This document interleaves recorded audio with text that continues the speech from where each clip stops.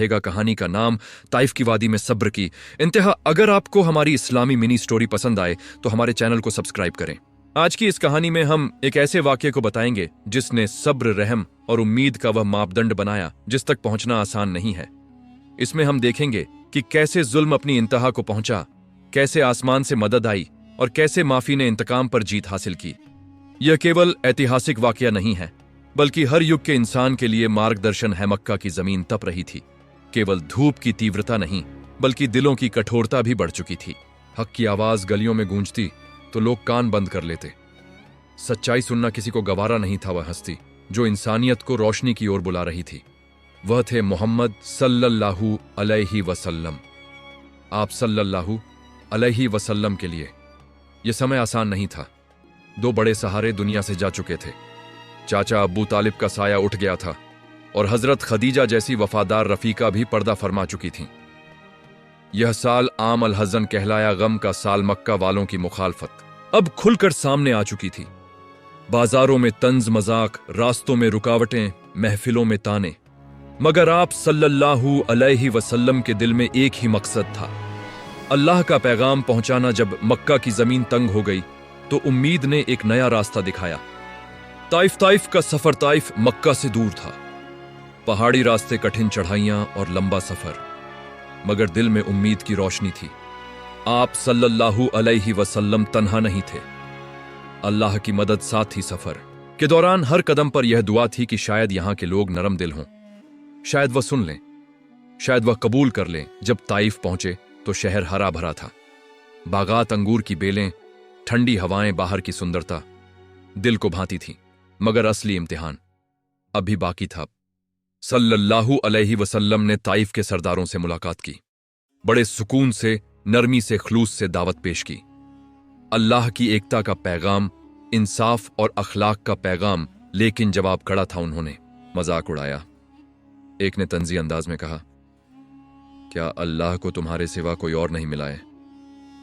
अल्फाज तीर की तरह दिल में लगे, मगर चेहरा पर सुकून रहा। फिर उन्होंने केवल इनकार ही नहीं किया बल्कि शहर के आवारा लड़कों और गुलामों को भड़का दिया। जुल्म की इंतहा।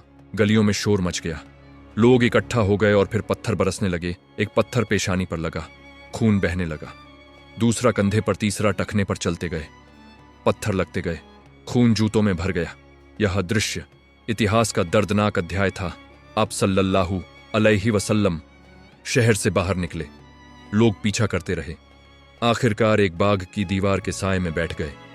शरीर घायल था मगर दिल में मायूसी नहीं थी। हाथ उठे, दुआ निकली, ए अल्लाह, मैं तुझसे अपनी कमजोरी और बेजबसी की शिकायत करता हूं। अगर तू मुझसे नाराज नहीं तो मुझे किसी चीज की परवाह नहीं है। अल्फाज जमीन से आसमान तक पहुंचे। उसी पल फरिश्ता हाजिर हुआ और कहा, अगर आप हुक्म दें तो मैं इन दोनों पहाड़ों को मिलाकर इस बस्ती को खत्म कर दूं। ताकत मौजूद थी, बदला मुमकिन था, लेकिन जवाब आया नहीं। मैं उम्मीद रखता हूं कि उनकी नस्लों में ऐसे लोग पैदा होंगे जो अल्लाह को पहचाने। यही सब्र की इंतहा थी, यही रहमत की मेराज थी। आधुनिक युग हमारा, ताइफ सदियां गुजर गईं, मगर ताइफ का सबक जिंदा है। इस्लामाबाद के एक नौजवान जबीर की जिंदगी में भी एक ताइफ आया। वह यूनिवर्सिटी में दीन की बातें करता, दोस्तों को नमाज की दावत देता, सोशल मीडिया पर इस्लामी पैगाम शेयर करता। शुरुआत में लोग सुनते रहे, फिर मजाक शुरू हो गया। मुफ्ती साहब आ गए, लाइक के लिए ड्रामा। जबीर का दिल टूटने लगा। एक दिन उसने सब कुछ बंद कर दिया। उसे लगा शायद वह गलत है। उसी रात उसने ताइफ का वाकया पढ़ा। पत्थर, खून, दुआ, माफी। वह रो पड़ा। उसने खुद से कहा, अगर मेरे नबी सल्लल्लाहु अलैहि वसल्लम ने पत्थरों के बदले दुआ दी तो मैं शब्दों के बदले नफरत क्यों दूं? अगले दिन उसने फिर से पोस्ट किया, मगर इस बार अंदाज नरम था।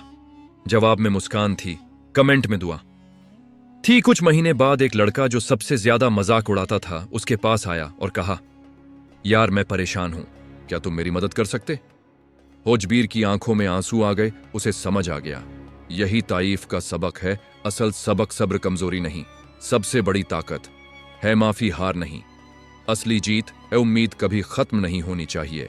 ताइफ हमें सिखाता है कि अगर दिल में भलाई हो तो दुश्मन भी दोस्त बन सकते हैं। यह कहानी खत्म नहीं हुई। यह हर उस दिल में जिंदा है जो जुल्म के बावजूद माफ करना जानता है।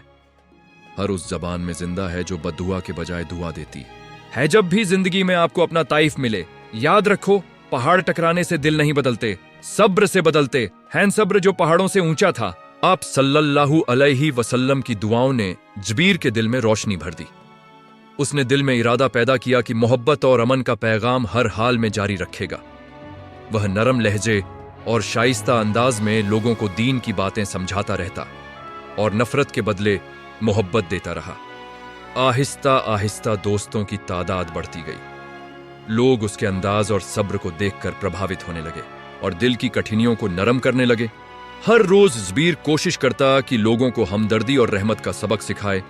वह अपनी पोस्ट में दीन का इल्म को आसान और प्यार भरे अंदाज में पेश करता ताकि हर उम्र और हर तबके के लोग समझ सकें। कुछ लोग शुरू में मजाक उड़ाते, मगर वक्त के साथ उनके दिल बदलने लगे और उन्होंने जबीर के काम को सराहना शुरू किया। जबीर ने हर शख्स से मोहब्बत और शफकत के साथ पेश आना जारी रखा। कभी मायूसी नहीं हुई, कभी गुस्सा नहीं आया, क्योंकि वह जानता था कि हकीकी ताकत सब्र और हसन सुलूक में है। वक्त गुजरता गया। जबीर के अमल और सब्र की वजह से कई दिल नरम हुए और कई लोगों ने उसकी हिम्मत को देखकर खुद भी नेकी और भलाई अपनाना शुरू कर दी। जबीर की मेहनत रंग लाई। एक दिन वह नौजवान जो सबसे ज्यादा मजाक उड़ाता था उसके पास आया, अपनी परेशानी बयान की और मदद की। दरख्वास्त कि जबीर ने सब्र और मोहब्बत के साथ उसकी मदद की और दिल की नरमी और हमदर्दी से उसके दिल में ईमान और भलाई की रोशनी पैदा की। जबीर के रवैये ने दिखाया कि नफरत और दुश्मनी का जवाब मोहब्बत और सब्र से देना ही असली कामयाबी है। यह वाकया आज भी हमें सिखाता है कि सब्र सबसे बड़ी ताकत है और माफी हकीकी फतह है। उम्मीद का दामन कभी नहीं छोड़ना चाहिए। अगर दिल में भलाई हो तो दुश्मन भी दोस्त बन सकते हैं। हर मुश्किल में दुआ और हसन सुलूक से हालात बदल जाते हैं। जबीर ने समझ लिया कि ताइफ का सबक हर दौर के इंसान के लिए रहनुमाई है और यह सबक हमेशा जिंदा रहेगा। यही असली सबक है।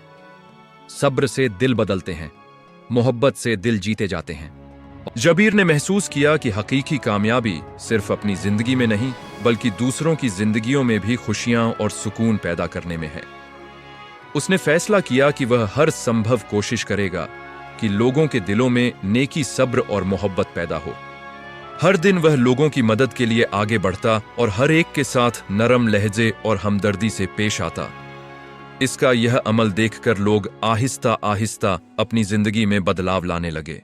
जबीर ने नौजवानों के लिए एक छोटा सा ग्रुप बनाया जहां वह दीनी तालीम और अखलाकी तरबियत आसान अंदाज में सिखाता।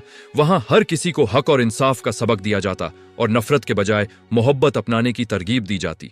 नौजवान और बच्चे उसकी बातों से प्रभावित होकर अपने अमल में भलाई लाने लगे। जबीर ने हर शख्स के साथ सब्र और मोहब्बत के साथ पेश आना जारी रखा। कभी मायूसी नहीं हुई, कभी गुस्सा नहीं आया, क्योंकि वह जानता था कि सब्र और हसन सुलूक ही असली ताकत है। एक दिन वह नौजवान जो पहले सबसे ज्यादा मजाक उड़ाता था अपने दिल की परेशानी लेकर आया। जबीर ने उसकी बात को दिल से सुना और उसे समझाया कि नफरत का जवाब मोहब्बत से देना और हर मुश्किल में दुआ करना ही हकीकी फतह है। नौजवान ने जबीर की बात को अपनाया और उसके दिल में भी नेकी और उम्मीद की रोशनी पैदा हुई। जबीर ने समझ लिया कि ताइफ का सबक हर दौर के इंसान के लिए रहनुमाई है। हर मुश्किल और तकलीफों के बावजूद अगर दिल में भलाई और उम्मीद मौजूद हो तो हालात और लोग बदल सकते हैं। लोग आहिस्ता आहिस्ता नेकी और सब्र के असर देखकर अपनी जिंदगी में रोशनी पैदा करने लगे। जबीर ने हर दिन इस सबक को जिंदा रखा और लोगों को सिखाया कि मोहब्बत, सब्र और उम्मीद कभी खत्म नहीं होती। यही असली सबक है जो हर इंसान के दिल में जिंदा रहना चाहिए और हर अमल जिससे दूसरों के लिए सुकून और खुशी पैदा हो असली कामयाबी है। जबीर की यह मेहनत और सब्र आहिस्ता आहिस्ता शहर भर में असर दिखाने लगा। लोग एक दूसरे के लिए नरम दिल और हमदर्द बनने लगे।